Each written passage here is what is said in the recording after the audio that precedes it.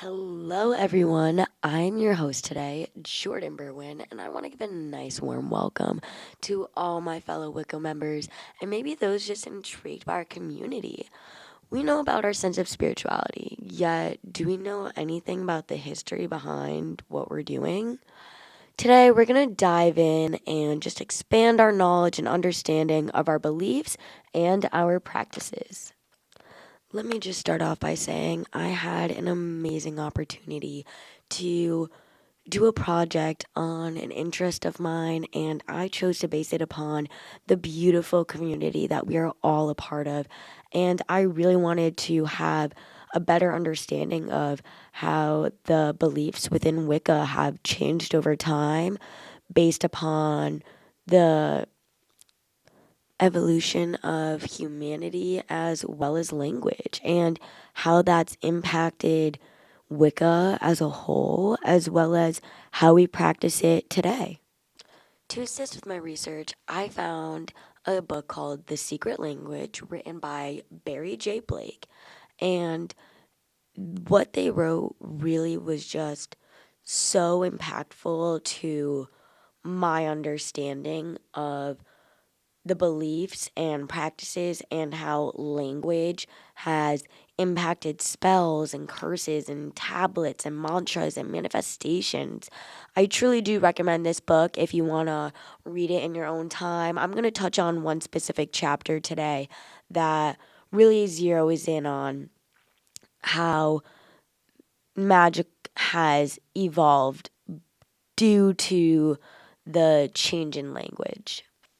Let me start off with Blake beginning his chapter based upon how everything started from Hebrew and the divine power hidden within Hebrew words. I don't know about anyone else, but as a fellow Jew, I really loved hearing that. It just gave me a sense of empowerment for my religion. I was like, wow, I actually feel as though that makes my religion not only important to me, but to the sense of spirituality and Wicca and language itself. Blake on page 135 quoted Maxwell Stewart in 1999 on 138. And this kind of goes into the explanation of there being power behind words. I quote, "It must be said that no name, whether pronounced mentally or aloud, naturally and of themselves, have such a power." And that really goes into the idea of manifestations. Everything we say holds accountability to us and what we are projecting out into the world. As we know, what you say, it will be. You can say a manifestation as many times as you want. And if you truly believe these words and with the power behind the words you're saying, we know it'll happen, or some version or expansion of it will happen because of the power behind these words that we're using. Words are so important. Each letter creates just a beautiful word, sentences, and that's really a huge, huge base of the Wicca community. Delving more into the historical aspect of magic and actually curse tablets, I personally don't really like to do curses because whatever you put out does come back. Please keep that in mind. With that, I really want to get into how around the 2nd century AD and onwards, these curses were very well known and used, very much popular in the competitors of sports. These were geared towards chariot races and people's horses, and these curse tablets were actually found buried near the chariot stadiums. And I quote on page 136 from Blake, "Early curse tablets from as far back as the 4th century BC are designed to get rid of an unwanted partner or lover. From the 2nd century AD onwards, there are similar texts for acquiring a partner or lover." So right from there, it's really cool to kind of see how the evolution of what people would use this magic for. It went from trying to win chariot races. They cared so much to try to use divination to win a horse race. I'm sure people who are into gambling might do that. I'm not sure. I feel like it's kind of nowadays in modern era kind of frowned upon to use it, magic at least, to win games or that sort of thing. But I guess if you're doing a curse, kind of all morals out the window. Let's be real. No hate. I love you all. If you are, cursing people out the wazoo, go for it. Just don't curse me, please. I'm knocking on wood as I say that. Where's something red to touch? Okay, there. Sorry, knock on wood, touch red. Going on with what I was saying. These people started off with chariot races, and these being what the curses were geared towards. And they would go as far as to bury them by the stadium. That's like setting it literally in the ground of what they're doing. They're putting down the roots. And then it went on to say how they started to use curses to get rid of their partners or significant others, their lovers.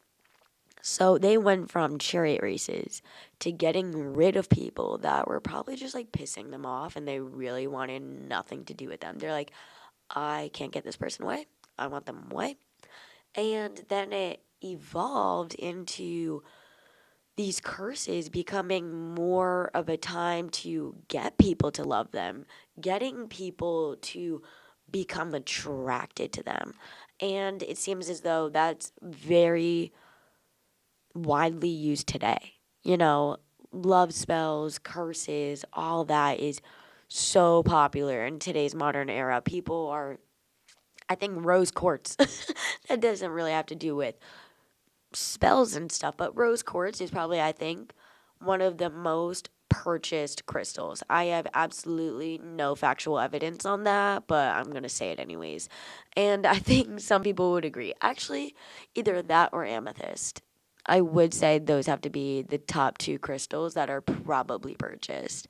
But so it's just kind of cool to see the history of these curses and the reasons as to why they were used. And actually, a fun fact I found on page 146, page 146, footnote 2. Please bear with me. This is my first podcast, guys. Don't hate on me, please. So page 146, footnote 2. Harry Potter actually used a known magical curse. Like, one of the curses that was used in the book, in the movie, was real. Like, it was not made up. And to this day, the origin of the curse is unclear. All they know is that it's known to not be Latin. That's all they know. But the rest of the origin, they have no idea. I just thought that was something fun to throw in. And actually, on page 147, some magic words actually don't make sense for Greek and Latin, and most are really assumed to come from older languages such as Egyptian or, and pardon if I say this wrong, Akkadian. Akkadian? Yeah, that sounds right. Akkadian. So I just thought that was actually so sick to know. Yes, it started from Hebrew, as I said, but also a majority of spells, as opposed to starting from Greek and Latin, were Egyptian and Akkadian, which is a really cool fun fact to know. Going into continuing with the words and everything that's used, page 139, Blake kind of describes how the use of mixtures of letters used during the Renaissance time. Since only some people knew how to read, there was a whole combination of letters and words used. People didn't really know the right languages, it just was a mashup. So it basically consisted of derivatives from the Hebrew alphabet. such as Malachim, celestial, or angelic alphabets. So some magic words really just don't make sense, and that's also why it takes linguistics a really long time to even decipher these, because you're having letters from one language and then from another making a sentence, like making words. Like, that just goes to show how long ago that was. But if you think about it, sorry, I'm putting on my educator hat for a second. Yes, I am going to school to be a teacher, actually an English teacher. Sorry, side note. But we could almost say that the Wicca community were the first people to really use cross meshing. For anyone who doesn't know what that is, it's really when you mesh two languages together as you speak. So imagine me speaking English and Spanish at the same time. So a round of applause to our community because we obviously started this. So let's just take a bow real quick for that. Apologies, I'm getting off my education route. Sorry. I'm a teacher. I can't help it. I can't help it. But on page 150, they kind of also go into pagan rituals, which was so cool to read about. Please, again, read this book, The Secret Language by Barry J. Blake. Phenomenal. They went into how the pagan rituals that were used in Old English, some of them actually ended up being carried into the church, which is crazy because people in the church actually hated spirituality, witches. We all know about the witch trials, Salem. At least I hope we do. Just like very hated. So the fact that some of our practices are actually used in a church sense just blows my mind. And people probably have no idea. To end Blake on a really cool note, there's actually a full story behind a curse that was found, and it's actually translated from, it looks like from my knowledge, Old English, and so it's translated in today. So the story goes that, and I quote from page 165, the farmer tells Egil that in an attempt to cure her, he had the son of a neighbor carve runes and place them in her bed. Egil finds these runes in her bed scratched on a whalebone. He scrapes the runes off the bone and throws it in the fire. He replaces them with his own runes and the young woman recovers. Egil recites a verse as follows. So again, this I'm pretty sure is Old to Middle English. No, definitely Old English. This is Old English. So I'm going to try to say this as best I can. Please do not come at me. I am not an expert in reading Old English. I'm more of a modern English person. I don't know. It says, Scala Mather Runer Rista Nema Ratha Vel Kuni Pa Verthur Morgam Mani S of Vikram Stafilisk Sakatelthu Talkini Tu Luna Stafi Ristan Pat Herfer Laku Lindy Langs Off Retrega Fengit. That translates to, none should write runes who can't read what he carves. A mystery mistaken can bring men to misery. I saw cut on the curved bone 10 secret characters. These gave the young girl her grinding pain. So the author goes on to say, and I'm pretty sure that's what's going on, is that when there's like powerful runes, you're able to make a curse turn back on the cursor. So what I believe is happening in this story is this woman is cursed. She's becoming sick. Egil finds the runes of the curse and basically throws it in the fire, takes them off, does his own curse on it to heal her, and, then curse the curse at the same time. So I just thought that was cool, ending Blake on a high note. We got to hear a curse in Old English, and I translated it for you guys. Well, Blake translated it, but I read it, and I did try my best. Moving forward to an article I found on JSTOR. It is titled Sorceresses Love Magic and the Inquisition of Linguistic Sorcery in Celestina by Olga Lucia Valbuena. And some really important parts I felt like I should include for this podcast that you guys would find interesting and really just love to hear. So Celestina, that's from what I gathered, is a ancient story that really has to do with magic, and I'm pretty sure that from times it's said to be based on a true story. Obviously, this cannot be, no one was really there to say, yeah, that happened, but this is said to be a true story. So I'm going to quote from page 208. Celestina's linguistic sorcery overlaps and extends a particular type of popular sorcery called love magic that has been practiced superstitiously in Spain since the early Middle Ages.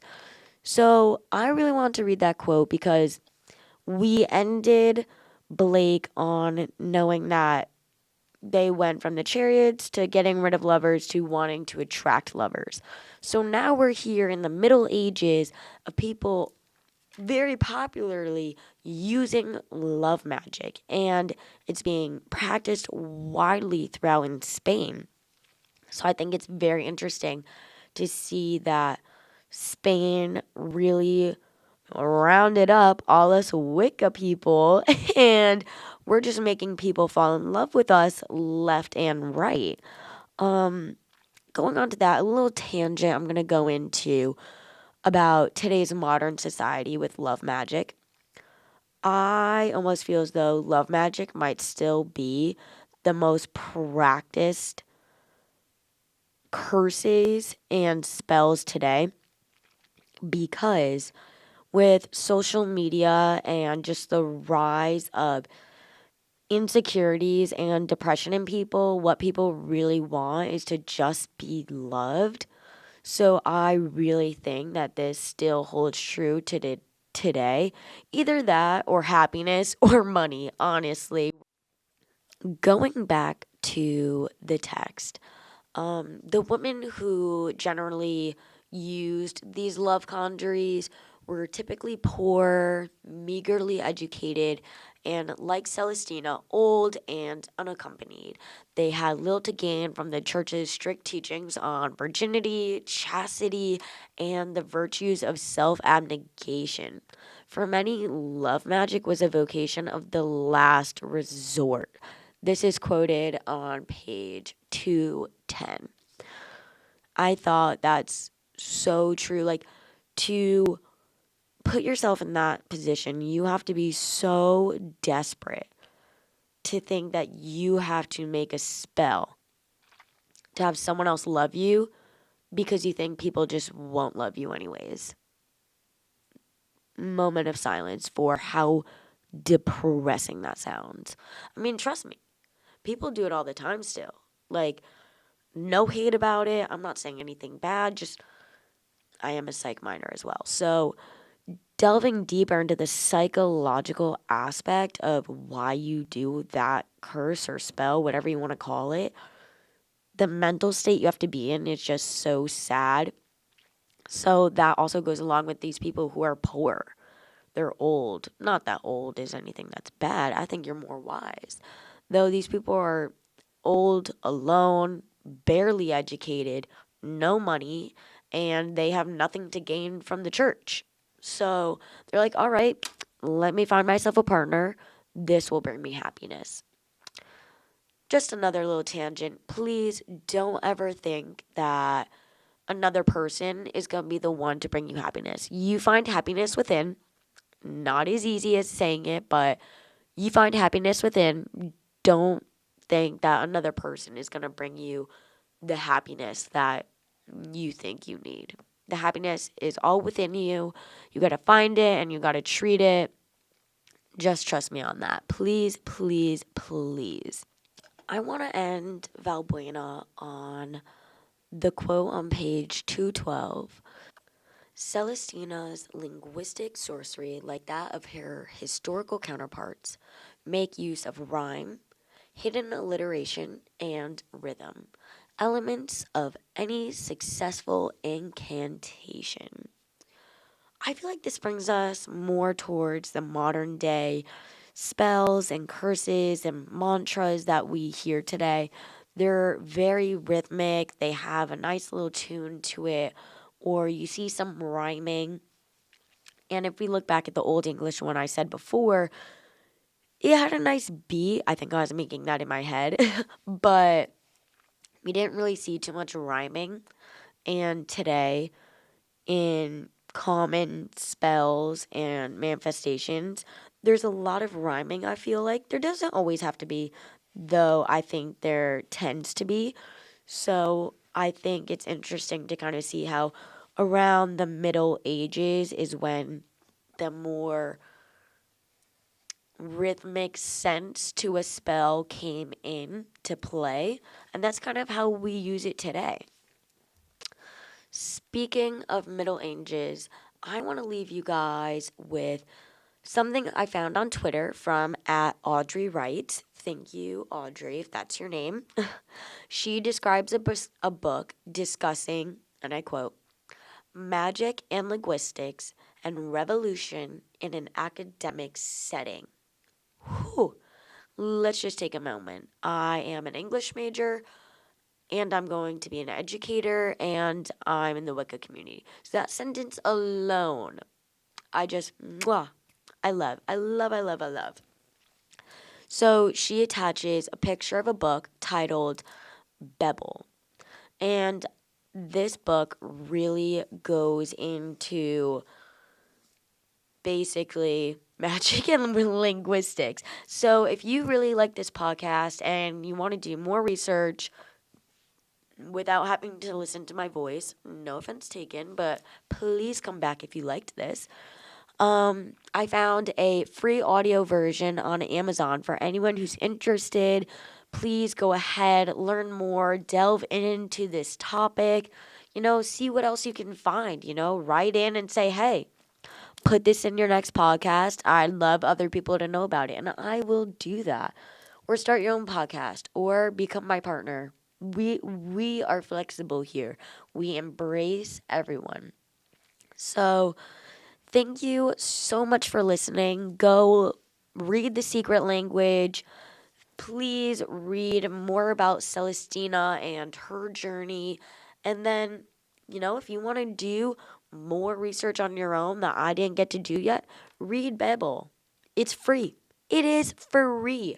How can you beat free? Okay, thank you so much, everyone. I hope you all have a magical day. Thank you for listening.